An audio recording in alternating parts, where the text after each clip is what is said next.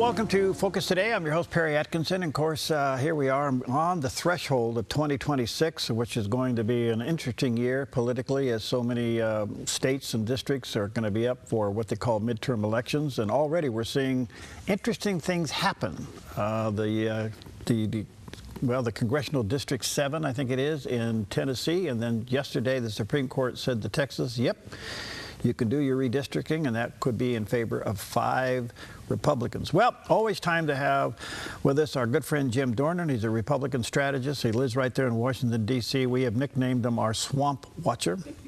And so he has his waders on, and he's here to talk to us today. How you doing, buddy?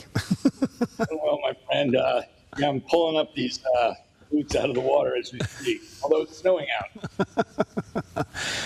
Wow, a lot to talk to you about. All right, so Tennessee 7 got picked up by a 9-point win. It's a win. That's a significant win. However, Trump took it by 22. What do you think? He did. I think you're seeing some leftover feelings from the other midterms in Virginia and New Jersey and whatnot. He's got some things he needs to answer to, and the big issue, and he talks about it every single time he gets in front of a camera, is affordability. And he brought that up during the entire re-election campaign for him. And now I think he's sorry he did, because people are holding him to the fire on it. Okay, the other story that came through late yesterday afternoon, the Supreme Court okayed Texas. Now, Texas was being challenged by their redistricting by 3 district courts, and the Supreme Court said, nope, they can do their redistricting, and it looks like it's going to favor 5 Republicans. Now, you know that's going to show up in retaliation over in California. But for now, what do you think about Texas? Well, I mean, I think it's significant that the Supreme Court weighed in. First of all, they hate ruling on redistricting, period, and they've made that very clear and have steered clear up until now of doing that. I'm against this on either side because it's cheating, and frankly, can't go any other way around it. Democrats tried this a few years ago. Republicans are doing it now, and I think you're kind of throwing the whole electoral system up for grabs. But it is significant. Texas will get 5. And California will lose 5. So now you're looking at places like Indiana, Missouri, maybe Virginia, maybe Maryland. And I think it's going to be a very, very interesting term, as you said earlier. So California, they passed, the bill to move the redistricting up. And now everybody's positioning for that. I don't know how you take a blue state and make it bluer. Do you have that wand?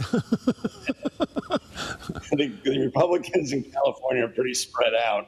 They're living in the mountains to get rid of Gavin Newsom, I guess. It's going to be crazy. I mean, the minorities are the ones who wind up losing on both sides, because they're taking them in groups, sticking them into Republican seats in Texas. In the Democrat seats in Texas and in Republican seats in California, and that's how they're changing the numbers like that. I mean, AI is a beautiful thing if you can use it that way, I guess. Sticking with Newsom just for a moment, Jim, we all know he's running for president, obviously, but he's got some problems. His big donors in Southern Cal now are pulling away. He's getting Hollywood bashing him a little bit. I mean, this isn't good, right? Well, not for Gavin Newsom, that's for sure. Yeah. And frankly, right now the Republicans are up for grabs. You guys mentioned it briefly, who the Democrats might go after next time. And I think the question is, who knows? Vance, maybe. And so on the Democratic side, you've got a whole slew of politicians who are going to run for president. I think you're going to see 2016 all over again. But instead of someone like Trump coming in, I think you're going to see just a group of people on each side until the voters get sick of all of it and just finally pick one. Yeah, I'll have to wait and see. I mean, it's all speculation right now, so kind of interesting. What do you think about the Venezuelan mess? Boy, talking about a mess, you're right. So right now it seems as though we're changing the law with every single movement of our military or of our diplomatic moves. I don't know if those guys are drug runners. I mean, they probably are, and I'm assuming we have intel showing that. But isn't this the same intel that Trump was trashing during his first term because it didn't agree with what he was saying? So, is Trump looking to start a war? I hope not. There's speculation that that's how a great president is made, that they go to war and win, and that's how they become on the great list. I hope Trump's not doing that either, frankly. But I'm all for keeping drugs out of this country. I think we ought to work on why this country is such a good market, but that's so far down the line, I don't think anybody's even thought about that yet. This thing yesterday with Hegseth, it's serious. I talked to a few friends of mine in the military last night, and they said he's in serious trouble if everything that's being said is true. And I guess time will tell on this, and everything that we've been talking about for the past few months, Barry, is time will tell. Isn't this parallel to Noriega in Panama? Now you got Maduro in Venezuela. I mean, it's kind of the same deal, isn't it? It's very similar, yes. If you've got a foreign head of state dealing drugs in another country, it's pretty serious. Having said that, Trump just pardoned the former president of Honduras, who was serving a 45-year sentence for dealing drugs in this country with El Chapo. So so many different things going against each other right now. It's a very, very confusing time here in D.C.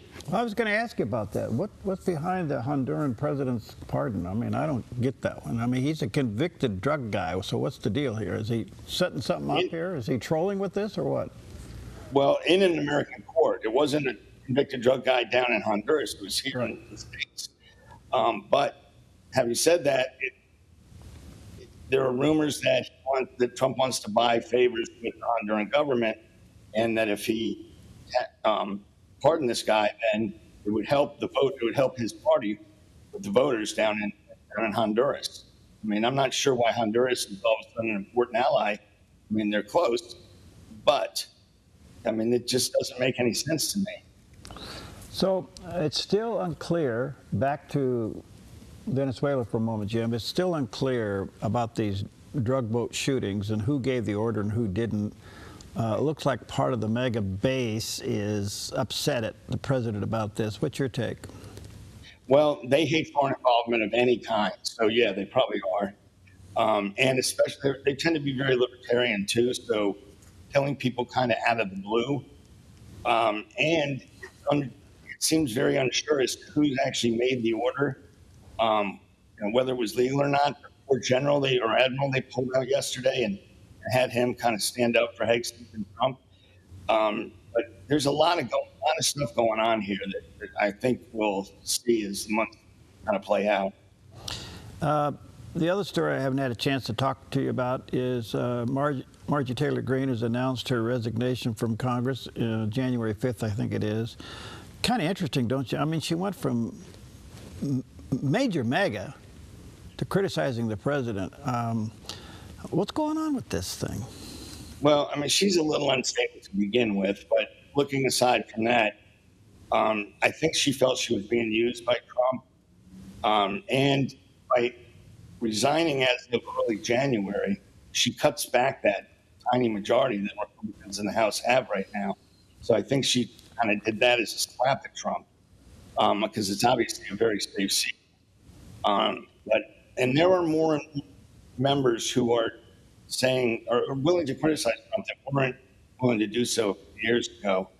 And I think you're going to see that as he gets more towards lame duck status, which I guess you could say technically he is already. You're going to see a little bit more criticism than you've seen in the past. All right, so looking ahead, I mean, we're going into the midterm cycle here in a few weeks. Here we go.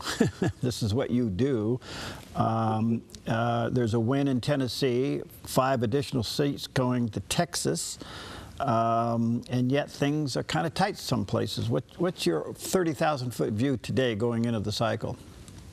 And thank you for qualifying that with 30,000 view from today, because it's probably going to change in a month. I think that as the economy goes, so goes Trump. And if he has to pull back on these tariffs, which it looks like he may have to, I think that would actually bode well for him in the future.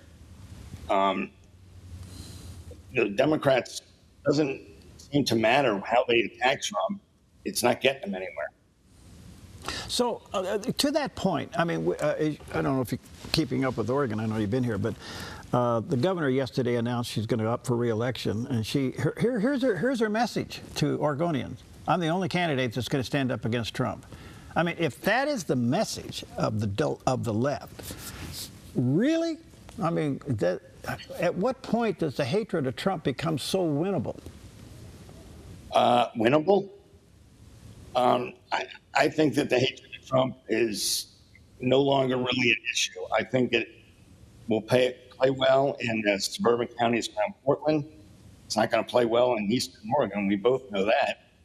And listen, I think Christine, who seems to be running, I think she is, she will give Tina a very good run for the money. There's a lot of stuff going on right now, including where Oregon is on the education list. I think they're towards 47 or 48. I mean, if that doesn't get Portland parents ticked off, I don't know what will. Yeah, we're kind of watching that. I mean, you know, by the way, we only needed 77,000 signatures to put a referendum on the ballot to stop her $4.3 trillion bill. And they're pushing 200,000 now, so it looks like they're going to get it on the ballot. So this big mess of trying to fix ODOT for $350 million, the answer was a $4.3 billion tax deal for the next 10 years, has received great pushback. I mean, it's going to be on the ballot, on the same ballot that her name's going to be on.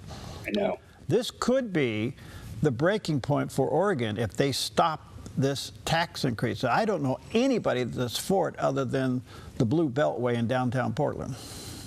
I hear that as well. And if I were Christine, I would be basically making that my campaign. This is what she's done for you and what she wants to do to you. And speaking of affordability, you can't afford to live in Oregon anymore if she becomes governor again. So, yeah, I've talked to some folks that we both know in powerful places in the state legislature, and they are giddy about that being on the ballot. Yeah, I think this is a breakthrough. Anything else I'm missing that you're sitting on and you just don't want to tell me? I'm kind of surprised that I haven't talked about Epstein, but there's nothing really to tell today. Well, I don't know why that's still in the news. I just don't understand it. And I don't know why everybody's sitting on it. I mean, I guess both sides are going to be embarrassed, but sooner or later, it's just a matter of time we're going to know all about it, and who cares, really? Right. Well, Trump got MAGA hooked on it, and that's kind of what the problem has been. If he'd never brought it up, we probably wouldn't be talking about it right now. Yeah. So, yeah, they're trying to fix other things, and hopefully they'll start concentrating on that instead of the things that don't really matter. All right. All right. Good to see you, buddy. Take care. And are you cold there? What kind of weather you got going on? It's snowing. I'm looking out at the snow right now. It's pretty. Pretty and cold. All right, pal. God bless. Talk to you soon. You too, Kurt. Bye.